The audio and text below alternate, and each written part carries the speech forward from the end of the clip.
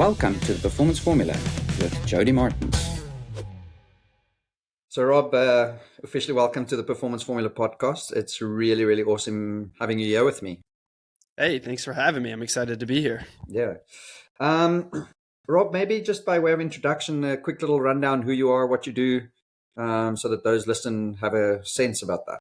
Yeah, of course. So I'm a performance strength and conditioning coach turned performance specialist. I work with individuals, mostly entrepreneurs, but really just anybody who's driven and knows that they're on the verge for more. And they kind of feel like they're stuck with either burnout or some form of stagnation in their personal, professional life.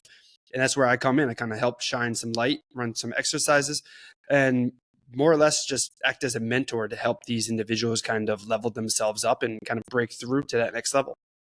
Brilliant. I like starting the podcast with this question, right? If there was such a thing as a formula for performance, seeing that you work in that space with people, if there was such a thing as a formula for performance, what do you think are key things we need to consider in such a thing as a formula? Yeah, so I love that. This is a perfect question because I always talk about all the time with my clients and when I'm on stage and different podcasts and workshops and things like that. I always lean into that. There's three things that really need to achieve true success in the performance world, and those things are: you got to look good, you got to feel good, and you got to do great things. And that's kind of like a blanket statement to it, but when you boil it down to me personally, and what I share with a lot of my clients is, in order to know that you're looking good, to officially claim that you're looking good, you've got to have that strength, that confidence, that energy and motivation to really just handle anything that life throws at you. So it helps you with that resilience and that motivation, really. And then once you're looking good, then you can shift into that feeling good stage. And to feel good, what that really means is that you are moving with clear direction and focus, and you seem to be able to move through life effortlessly. So it's that optimization of your rules and your routines, and making sure that you're clear on not only where you're trying to get to, but where you're currently at and where you've also been, and really weighs all together to establish that feeling good kind of phase. And once you're looking good and you're feeling good, then we move into that doing great things. And everybody knows that age-old saying of it takes a village, and it's so true. So in order to know that you're doing good things, you got to get yourself around some really great people. And that is where it comes into play, is checking in with your social capital and your social influence too, because it's about who's in your team and how are you helping them create more impact. And then finally, it's that sensation of creating that overnight luck kind of thing, like you're that overnight success. So it's all about opening your eyes to the opportunity that's already around you. Because I think a lot of times too many people get focused on the nitty gritty, and while they're busy doing a lot of the hard work that needs to be done, they often miss a lot of the opportunity that's around them for their businesses or for themselves to just kind of level up. And that's what I think is kind of like the key there. That's brilliant. I don't think I've ever had an answer like that. I normally get sort of all the things that you unpacked from that, like you've got to have a confidence, or, you have a great mindset, or, have resilience, as you sort of mentioned there. But this idea of, look good, feel good, do great things, it is super simple. It rolls off the tongue nicely, I suppose. And it's a great way to look at a formula, without it being too complex. So I like that. Thank you. Yeah. So, you mentioned to me that, part of what you sort of specialize in, and what would be, and so I'd like to tie it into sort of this, what you offer, in the early parts of our conversation, right? But you sort of speak towards things like mental toughness, and how you can have more of that. So what is that to you, and how does that fit into your look good, feel good, do great things? Yeah, so the mental toughness is going to be found in really principle number one, which is that whole idea of accepting challenge and fostering resilience. When I teach this with a lot of my clients and from stage, I often refer back to this resilience matrix that I created, and basically it's an X and Y axis, and along the horizontal axis or the X axis there, it's all about the physical challenge that you take on everyday life. So whether that's long hours from working, or that's hitting the gym, or it's just trying different things, that physical that physical challenge that you're accepting is going to be a scale.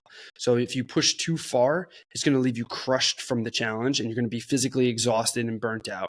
And if you don't push hard enough, or you don't have enough challenge, you just fall into this complacency zone where you're just, everything is smooth and it's too good for too long kind of thing. And then on the y-axis, going vertically, is your cognitive challenge. So then the new things that you're learning, whether it's a new skill, a new language, maybe it's a new hobby, maybe you're reading different books, or watching movies that you don't typically normally like to watch, but that stresses you on the cognitive scale. And then the same thing, if you overload it too much with too much challenge and too much going on, that's going to leave you burnt out. And then the same thing, if you don't challenge yourself enough, you're going to fall into that complacency corner. So using this matrix, you can kind of audit yourself on the different challenges that you've got going on. Mm-hmm. And mental toughness comes from strategically and periodically pushing your comfort zone. So pushing your boundaries a little bit, without going too far into that burnout zone. So in order to kind of build that up, it's frequently paying attention to what you're currently going through, what you're planning to be kind of taking on into the future, and what you've already gone through, because that gives you your world of resilience. And in order to kind of push that forward, like I said before, you got to make periodic improvements that systematically get better at it. Otherwise, you fall in that complacency zone, and then you just kind of go through life on autopilot, and you never really push yourself because you're either too afraid or unsure, or experiences where life happens and outside of the comfort zone. And in order to expand that comfort zone, you got to take on those challenges. Would you be able to give sort of like a tangible example of what, and I mean, this could be a physical thing or a life thing, because you said you did sort of strength and conditioning work. So it could be in that sphere or maybe physical.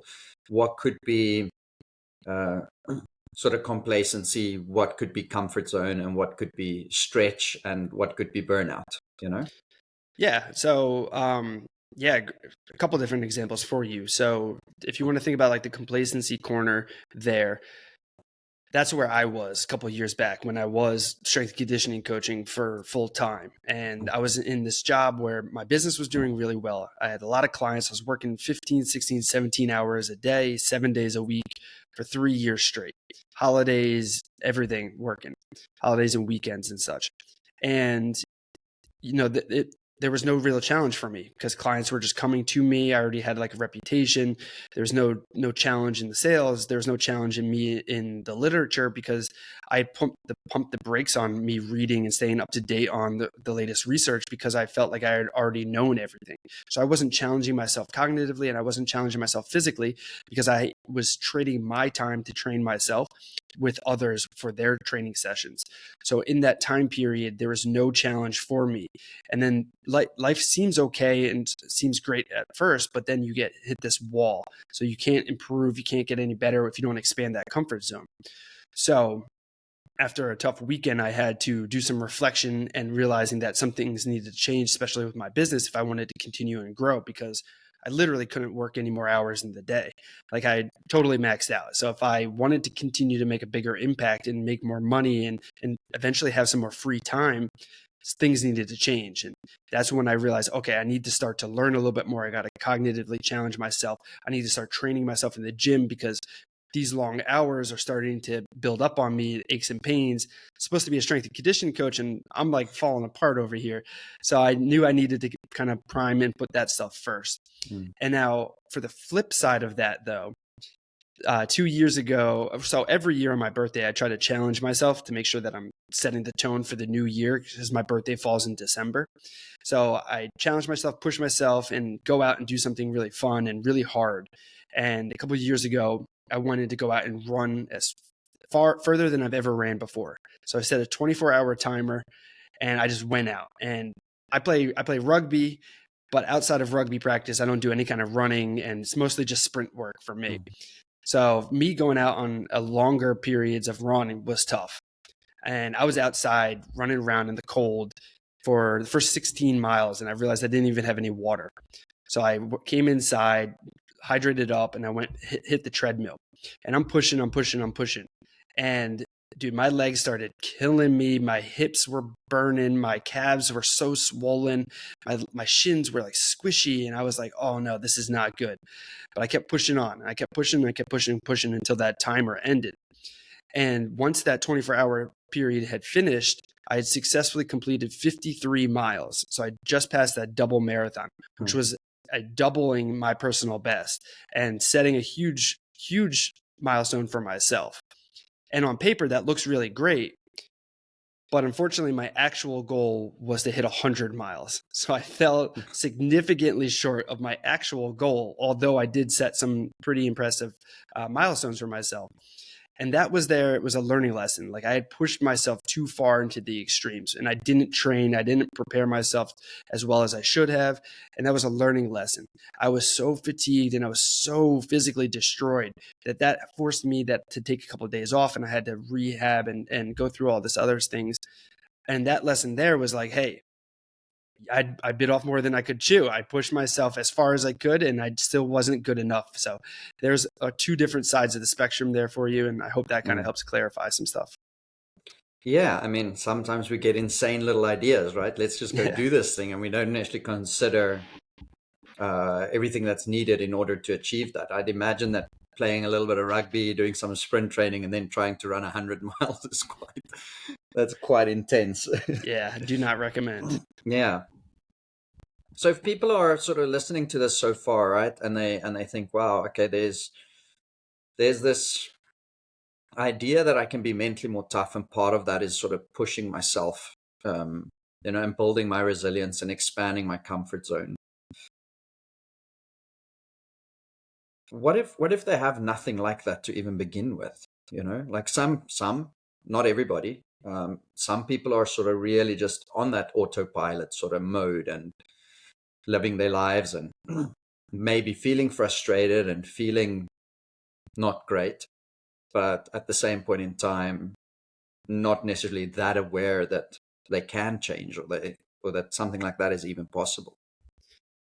Yeah, underlying theme for my coaching and everything that I really talk about is awareness, and shining some sort of light on the awareness, and just checking in and kind of seeing where you're at as an individual. And if you're somebody who is kind of going through the motions and things don't seem to be going quite the way you want them to be, but you're not really sure where to kind of start with different things, I always recommend some form of reflection, whether that's meditation for some people, that's journaling for others, that could just be checking in with some friends, and just having some form of reflection on how you're doing currently, how you've been doing the past month or so, and kind of looking to forward a little bit, like a couple of weeks, like what's going on into the future.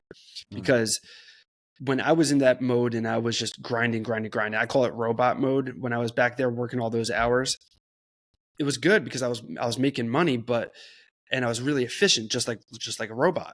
But the trade-off there is you lose that human aspect of yourself. So that time period, I had a lot of friends, family, ended up losing my dad actually in that period. And instead of spending time with all of those people, I was just busy work.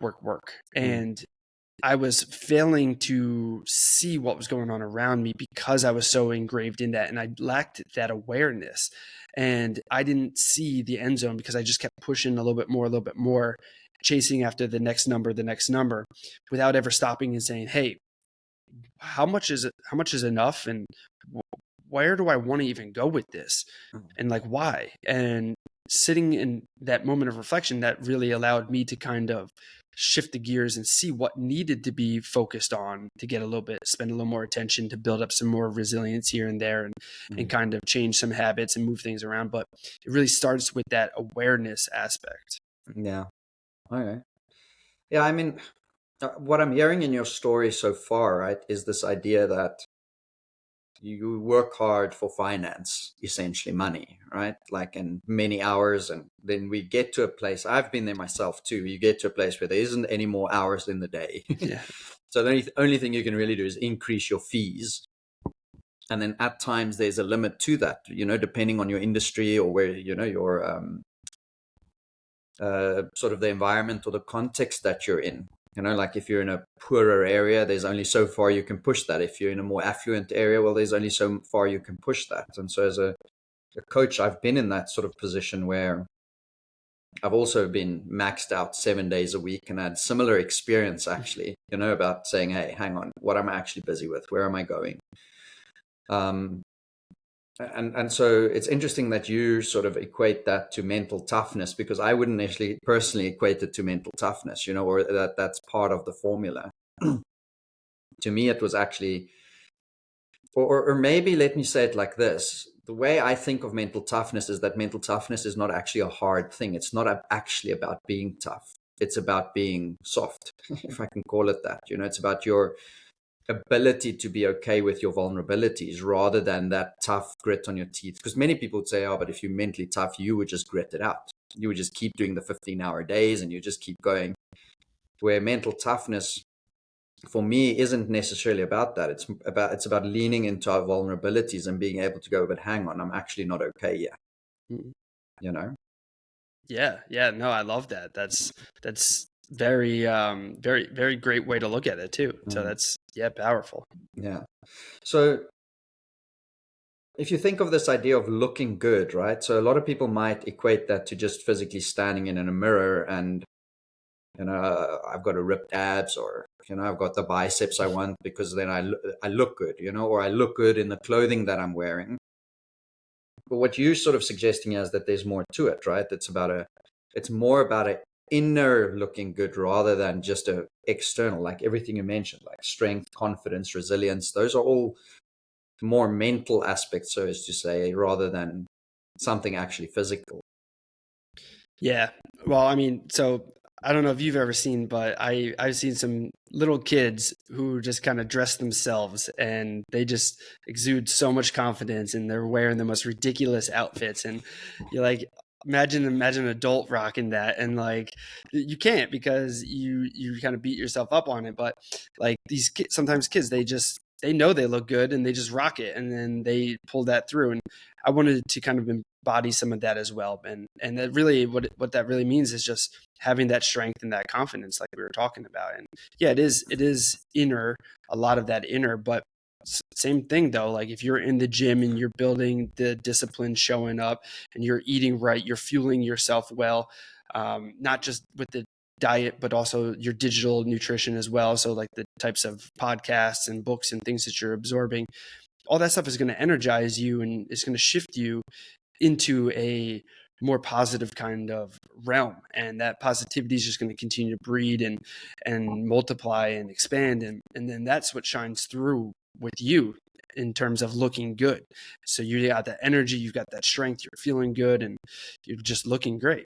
Yeah, I love that example. I can see some little kid in my head dressing in some like really weird random way, but they just rocking that look, right? And so I think what that speaks to is that they're, and maybe you haven't verbalized it as much, but the sense I'm getting is that there's an authenticity to this, right? It's not just about, what you're suggesting is that it's, and again, it's my assumption that it's not about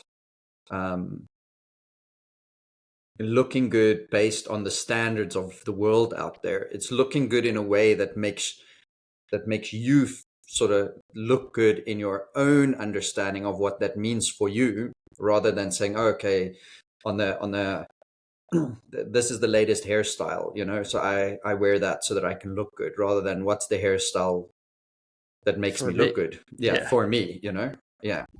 Yeah, exactly. Yeah. Yeah. So if we think of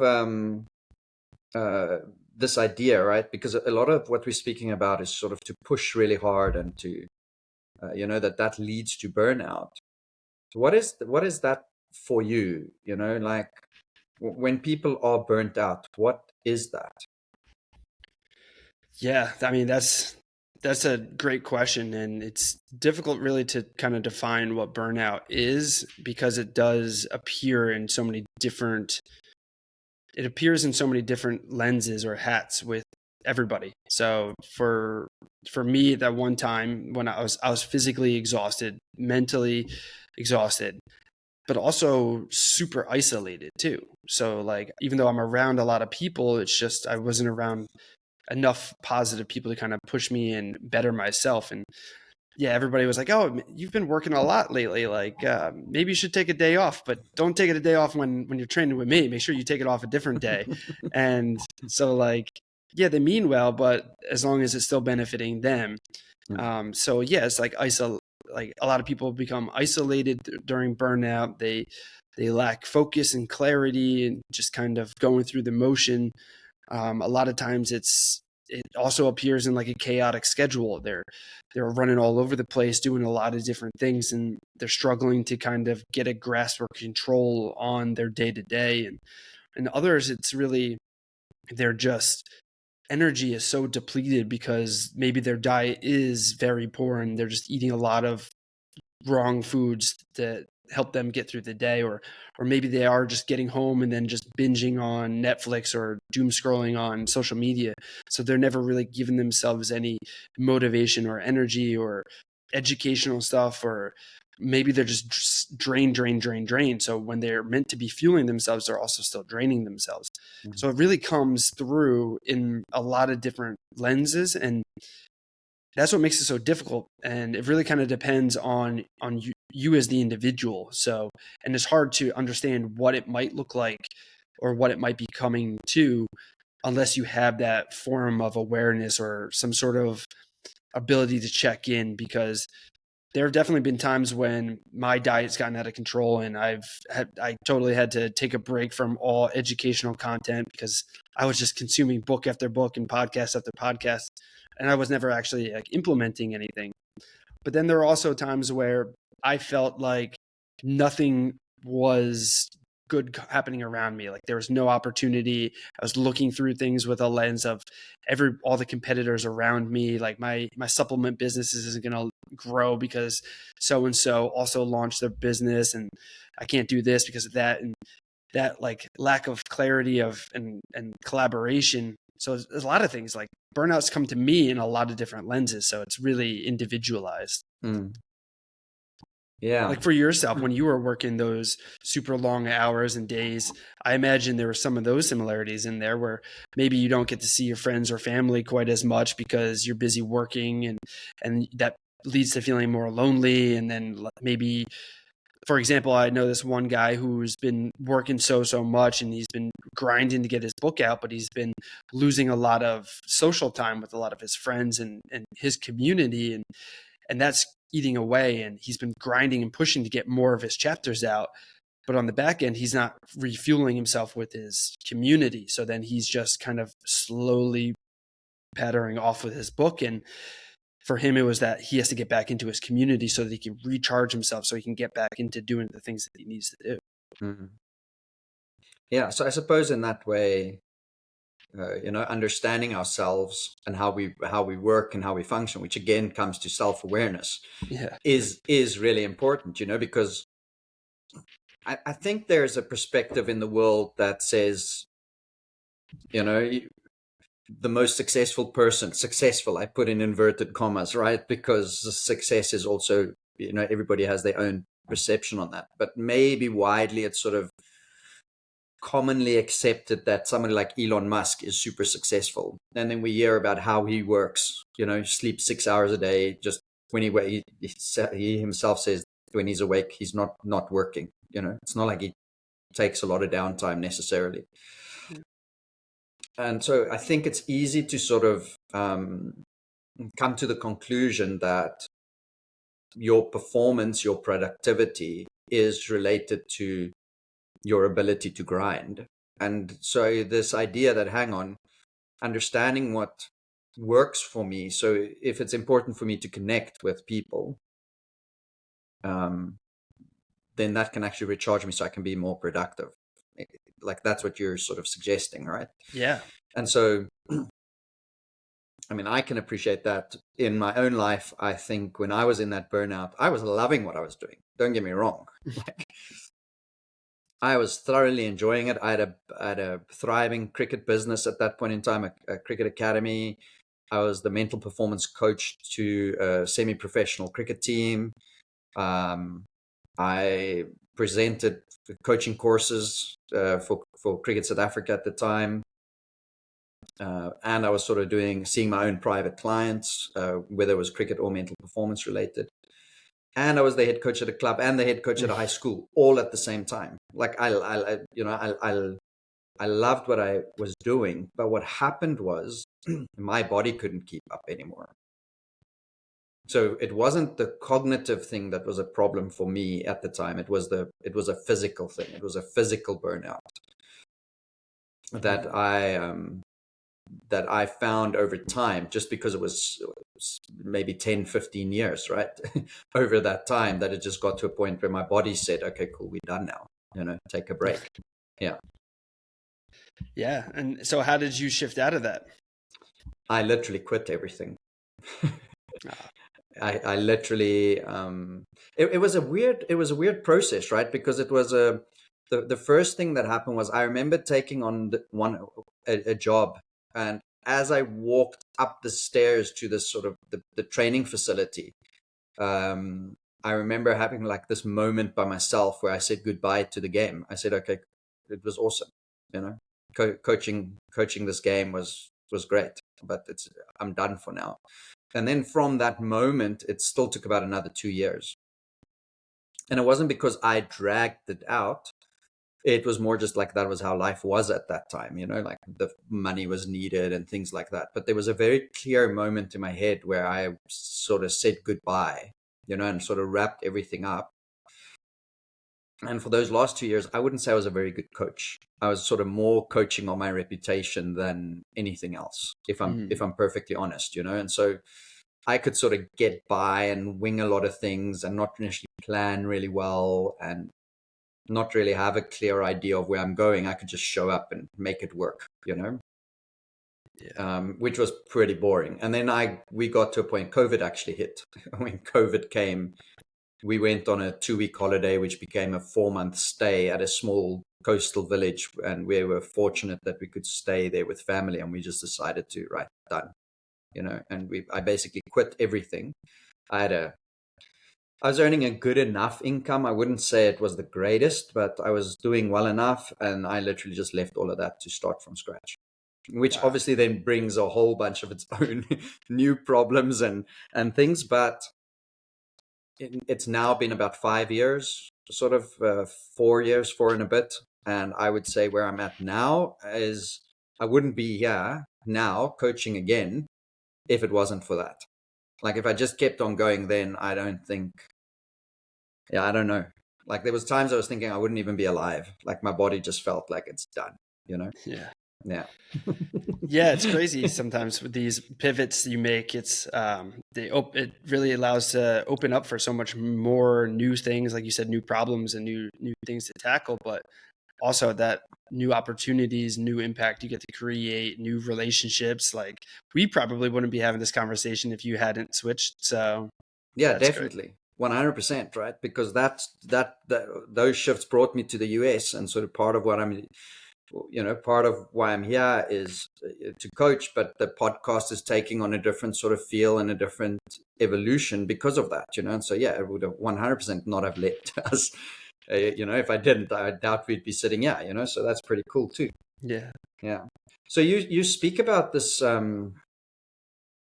this idea of then feeling good, moving with clear direction and focus. And then specifically, I'm curious what you said there around rules and rituals. You often hear people talk about rituals or routines or things like that, but you don't often hear them throw the word rules in there. So I'm curious what your sort of thinking is around this idea of feeling good.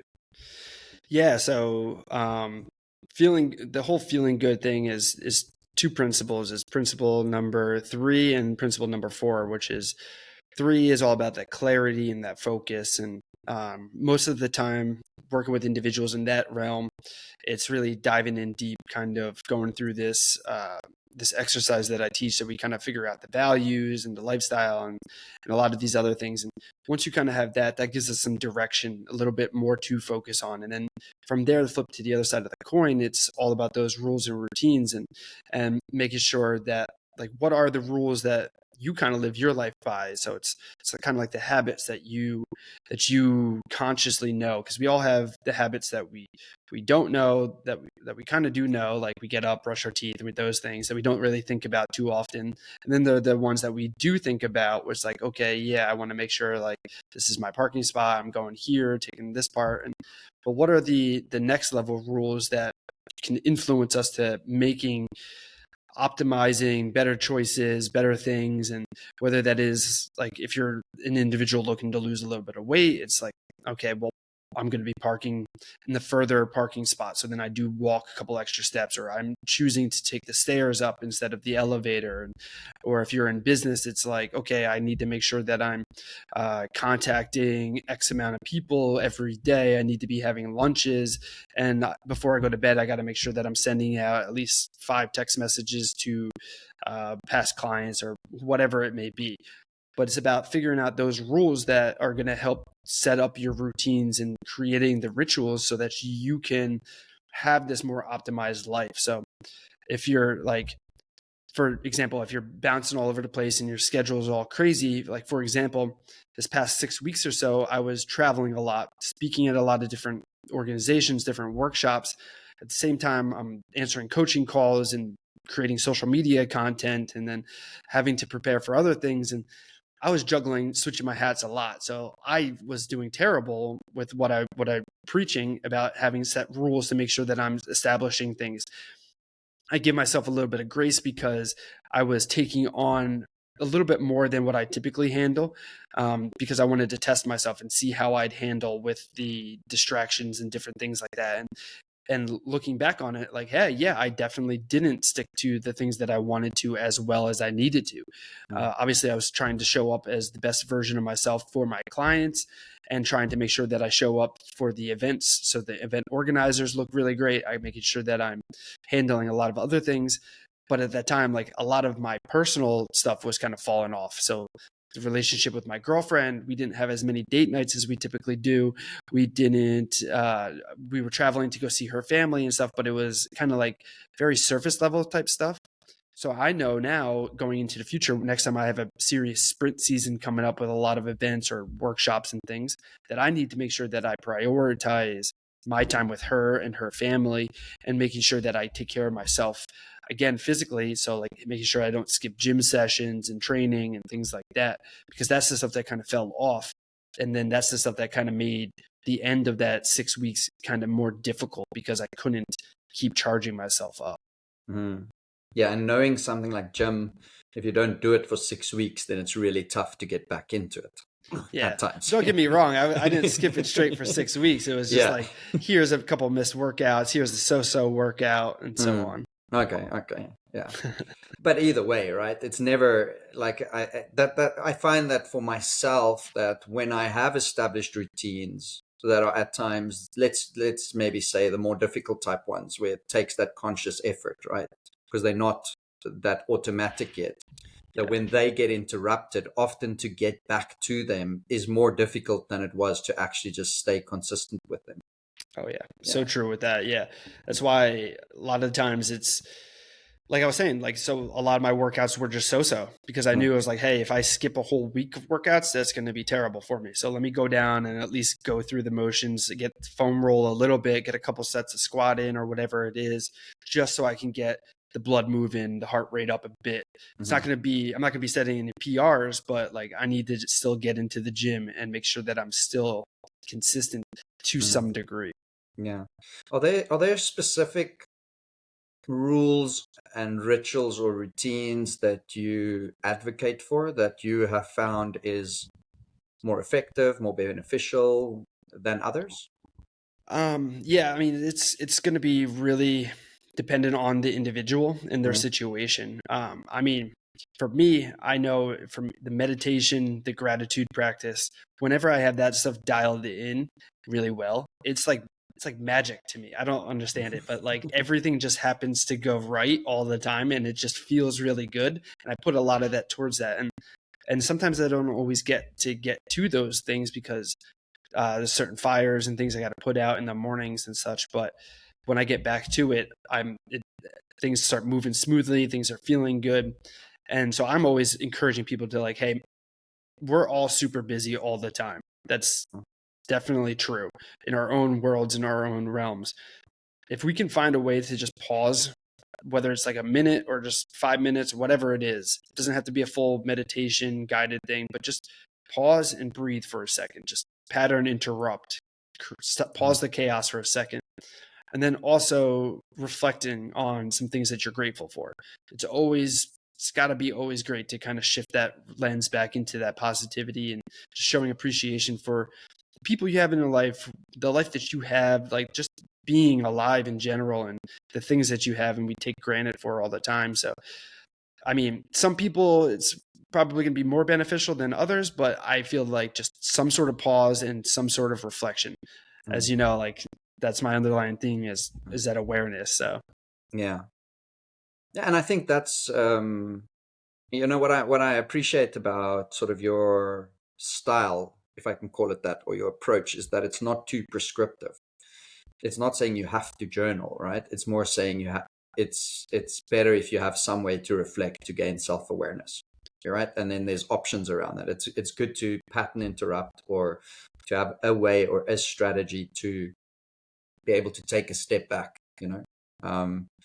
instead of prescribing sort of a very specific way of doing that. Sometimes my sense is, I know for myself, right? If as soon as you tell me I have to do a certain thing and I have to do it in a specific way, there's a lot of resistance within me to do that thing. yeah. I always equated it to like if you go into a shoe store and you want to buy a pair of shoes, which salesman do you appreciate more? The one who walks up and says, "Hey, here's your shoes," and he hands you a pair of boots, red boots with some bling on them. And like, these are your shoes. The likelihood of you going like, hell no, those are not my shoes is quite high versus a salesman that comes in and says, "Hey, what kind of shoes are you looking for? How can I help you today?" And I feel like your approach fits with that a little bit. And I think there's something we can all learn from that, as parents, as coaches, or as athletes, is to not necessarily always look for a specific solution from people, but to maybe try and figure out what it is that we want for ourselves and what actually works for us, and that might be completely different to the norm. Yeah. Yeah, no, I love that. And um as I kind of went down the journey of shifting out of being a strength and conditioning coach and getting more into this performance world, I was a part of a lot of different coaching programs, a lot of different theories and methodologies and such. And it was great. And I was trying to do a lot of different things, but it didn't really start to click for me until I had taken my own approach and really putting my own spin on the different things. And I think that's true in pretty much everything, whether it's like strength and conditioning. There's a lot of different theories of thought, like you should train barbell, you should only train dumbbells, or this diet is better than that diet. And same thing with business, like, oh, you got to have a subscription model, you got to have sessions, you got to do this, you got to do that. And I think it really comes down to like what works well for you and how you can show up and be the best version, so that whether it's your business or yourself, it's like, okay, yeah, like I really like the idea of meditation, but if Rob sits over here and he tells me like I have to meditate for 10 minutes a day, but then somebody else is telling me that it's got to be at 45 minutes a day, like I don't know, maybe my sweet spot's like 2 minutes, but you never know. And then maybe it's not even that. Maybe it's like, okay, well, let me think about my team. So like, yeah, Rob says you should have one mentor or coach that you kind of follow. You should have 3 captains you can kind of lean on and collaborate with, and 5 crowd members to kind of cheer you on and support you. I need 10 people. I need 10 people around me at all times to kind of cheer me on. I need more of a support system kind of thing. Then yeah, that's probably the best approach for you to kind of keep you moving forward. Mm. Everything that I talk about is just ideas and thoughts and potential strategies for people to do. And that's where it kind of becomes unique, because I'm here to share a lot of these different strategies and ideas, but it's comes down to the individual figuring out what works well for them and what's the best option. And then it's trial and error and just kind of figuring it out, testing it through, connecting with other people who have done other different things, and really just letting it run. But like you said, it's like it comes down to what works well for you. Yeah. So then there's your idea of, to do great things. Yeah. And so a lot of that sort of leans into what you just said, I think, right? About the people that you have around you. Like you said, it takes a village. I wonder if you can expand on that a little bit more. Yeah, so it's important to have a strong team around you if you want to do some great things. It's really good. So I ran through it there, like making sure you have a mentor or a coach. You want to have captains that you can kind of collaborate with and bounce ideas off of.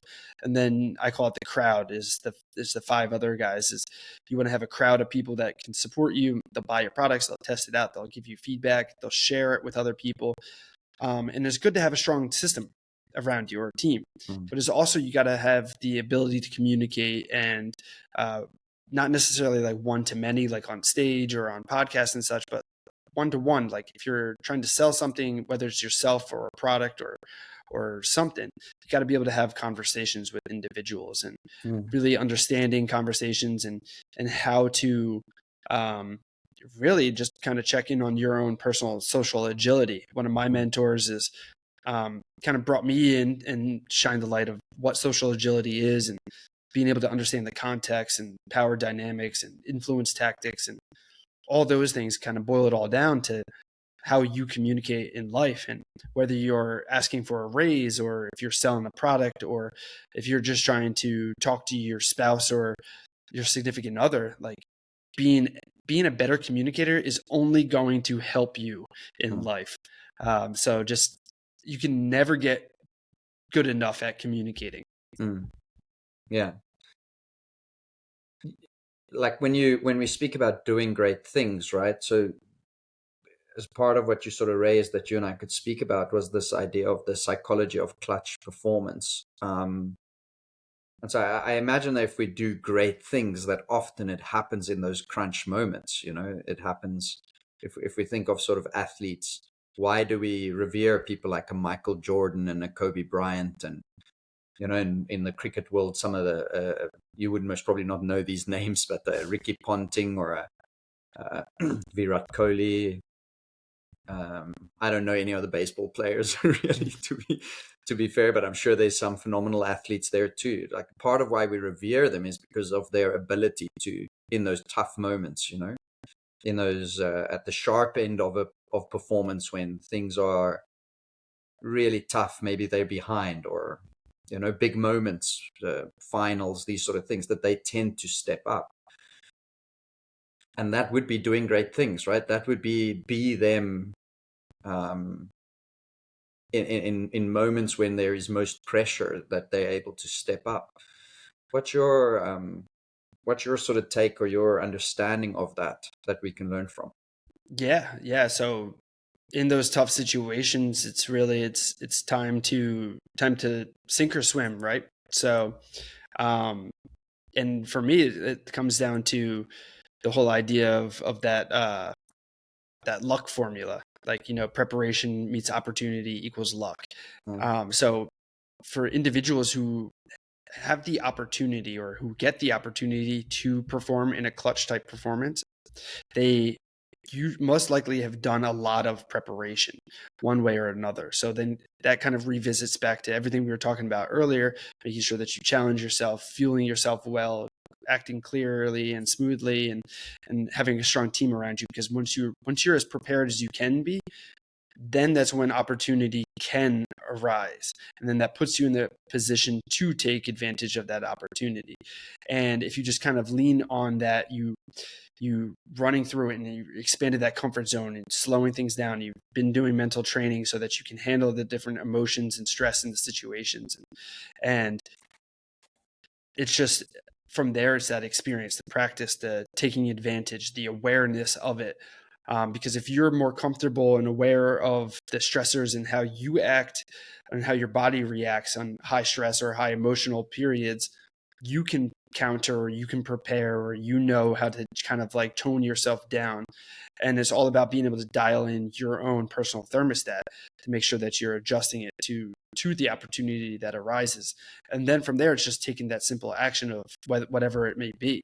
So if it's in a game, if it is performance, if you've got that first half done, that performance, the preparation done, that's good. Then it's all about that psychological side of it and putting yourself in the headspace. And how do you handle it? So how do you show up when you are emotionally driven or it is a high stakes situation? And then practicing with that more with the preparation and then just executing when it arises. Mm. Yeah, that fits really well with my sort of thinking about this too, right? I often think that from a performance point of view, we all, or you hear these quotes sort of saying the game is 90% mental. I think it was actually a baseball it was at Yogi Berra who had a similar quote than that, the game is 90% mental. I can't remember his exact quote, but anyhow, and so we get taught that it's that the sort of the inner side, right? Like earlier, you and I spoke about the self-confidence and the resilience, and that's more mental, and we get taught that that's pretty important and that that's a great influencer on performance, and yet often people don't pay attention to it, right? And so I think what you've done in this conversation is sort of shine a light on, hey, this stuff is actually important. To gain that self-awareness and to understand yourself is important. However, to be ready for tough moments in life and in sport, you have to be prepared. And so it doesn't take away spending the hours and hours and hours, working at your craft, getting better. But also you can be spending those hours and hours working at your craft and not have the self-awareness, and you'll most probably not be, then that leads to burnout, I would assume, Yeah. Or just kind of not performing to the standard that you're expecting because you spend. Yeah. Rob, I've loved this conversation.